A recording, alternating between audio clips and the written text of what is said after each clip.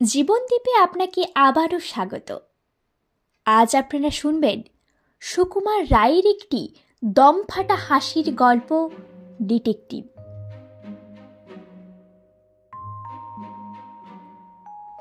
জলধরের মামা পুলিশে চাকরি করেন আর তার পিসেমশাই লেখেন ডিটেকটিভ উপন্যাস। সেই জন্য জলধরের বিশ্বাস যে চোর, ডাকাত, জাল, জুয়াচোর জব্দ করার সব রকম সংকেত সে যেমন জানে, এমনই তার মামা আর পিসেমশাই ছাড়া আর কেউ জানে না। কারো বাড়িতে চুরি টুরি হলে জলধর সকলের আগে সেখানে হাজির হয়, আর কে চুরি করলো, কি করে চুরি হলো, সে থাকলে এমন অবস্থায় কি করত, এইসব বিষয়ে খুব বিজ্ঞের মতো কথা বলতে থাকে। যোগেশবাবুর বাড়িতেই যখন বাসন চুরি হলো, তখন জলধর তাদেরকে বললে, আপনারা একটু সাবধান হতে জানেন না, চুরি তো হবেই। দেখুন তো, ভাড়ার ঘরের পাশেই অন্ধকার গলি, তার ওপর জানালায় গরাদ নেই।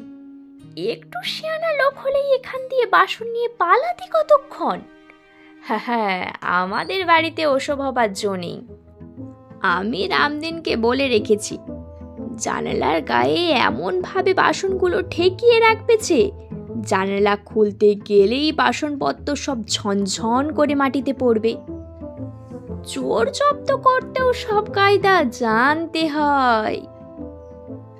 সে সময়ে আমরা সকলেই জলধরের বুদ্ধির খুব প্রশংসা করেছিলাম, কিন্তু পরের দিন শুনলাম সেই রাত্রেই জলধরের বাড়িতে মস্ত চুরি হয়ে গেছে।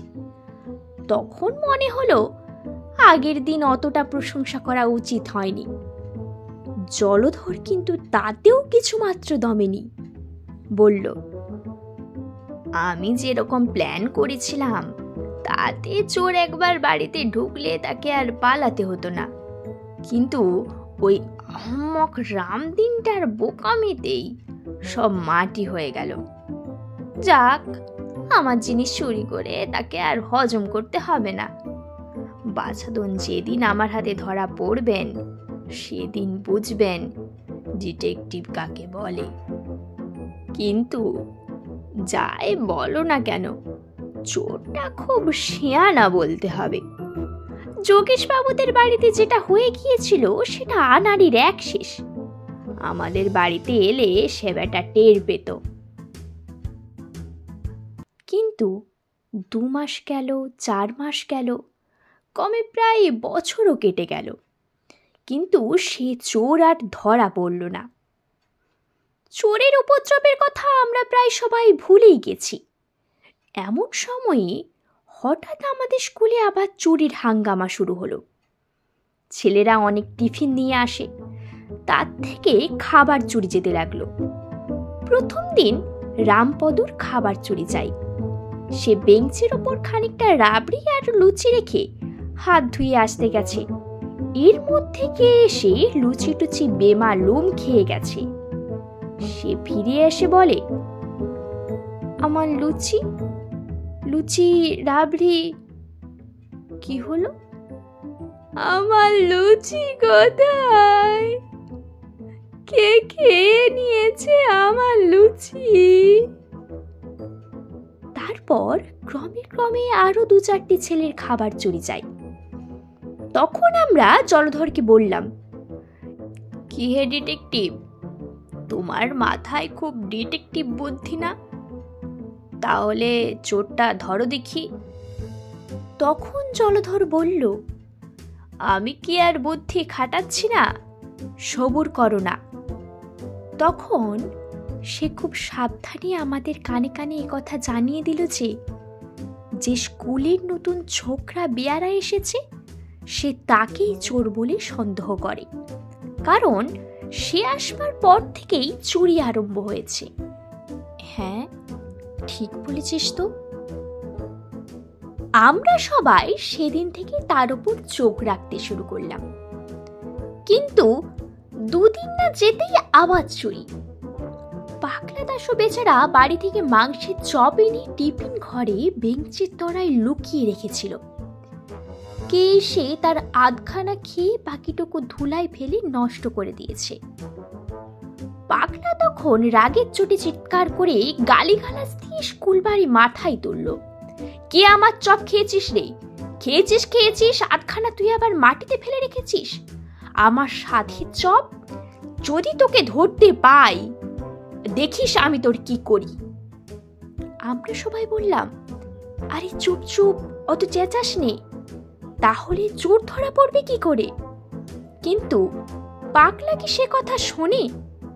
তখন জলধর তাকে বুঝিয়ে বলল, আর 2 দিন সবুর করো, ওই নতুন ছোকরাটাকে আমি হাতে নাতে ধরিয়ে দিচ্ছি। এ সমস্ত ওরই কারসাজি।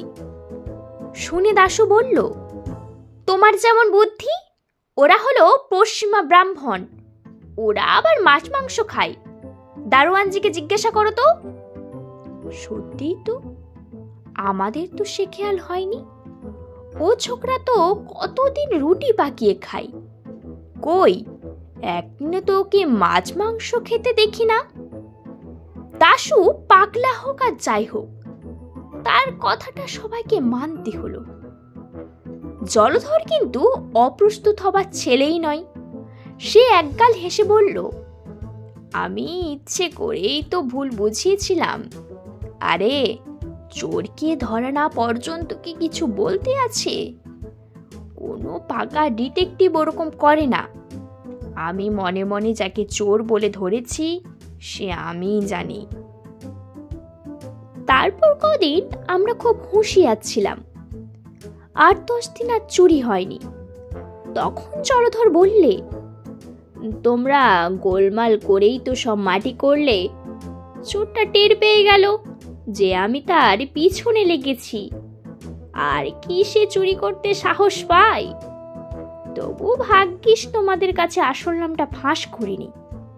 কিন্তু সেই দিনই আবার শোনা গেল স্বয়ং হেডমাস্টার মহাশয়ের ঘর থেকে তার টিফিন চুরি হয়ে গেছে। কে আমার টিফিন চুরি করেছে? যদি আমি ধরি তার শেষ দেখে ছাড়ব। আমরা বললাম, কই হে, চোর না তোমার ভয়ে চুরি করতে পারছিল না? তার ভয় যে ঘুচে গেল দেখছি।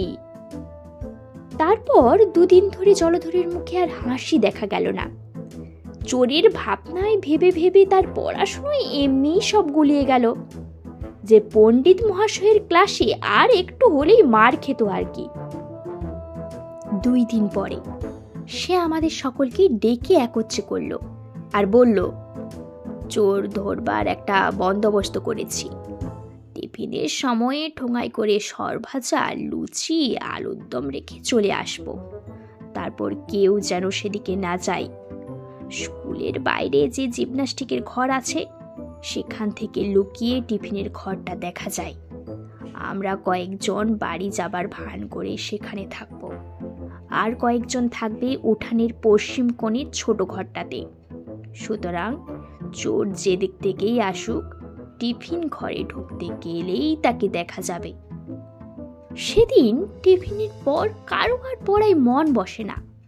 সবাই ভাবছে কতক্ষণে ছুটি হবে আর চোর কতক্ষণে ধরা পড়বে। চোর ধরা পড়লে তাকে নিয়ে কি করা যাবে সেই বিষয়েও কথাবার্তা হতে লাগলো। মাস্টার মশাই বিরক্ত হয়ে ধমক দিতে লাগলেন। পরেশ আর বিশ্বনাথকে বেঞ্চির ওপর দাঁড়াতে হলো, কিন্তু সময়টা যেন কাটতেই চায় না। টিফিনে ছুটি হতেই জলধর তার খাবারের ঠোঙাটি টিফিনের ঘরে রেখে এলো।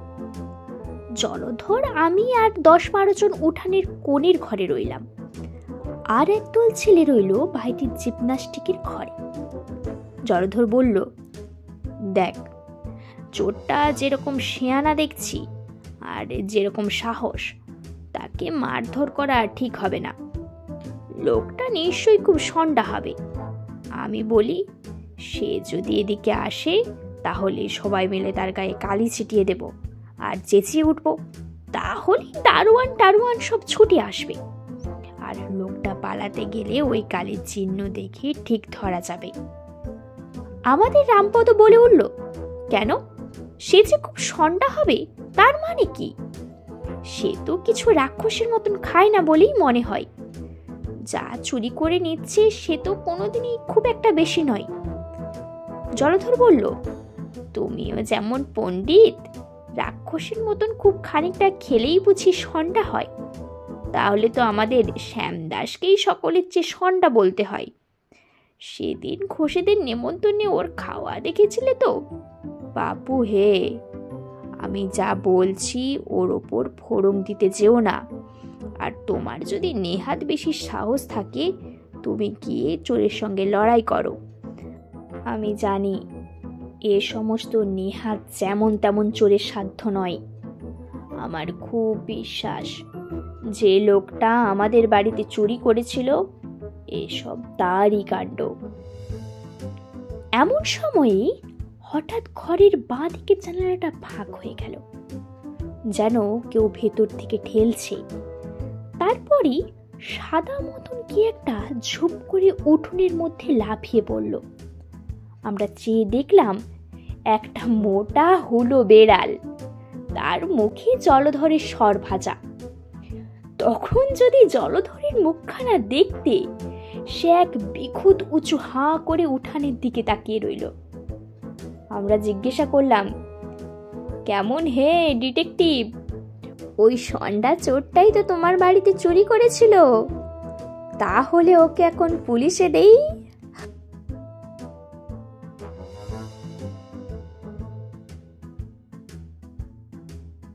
ভিডিওটি শেষ পর্যন্ত দেখার জন্য আপনাকে অসংখ্য ধন্যবাদ। ভিডিওটি যদি আপনার ভালো লেগে থাকে তাহলে অবশ্যই একটি লাইক ও আপনার মূল্যবান মতামত কমেন্টে রেখে যাবেন।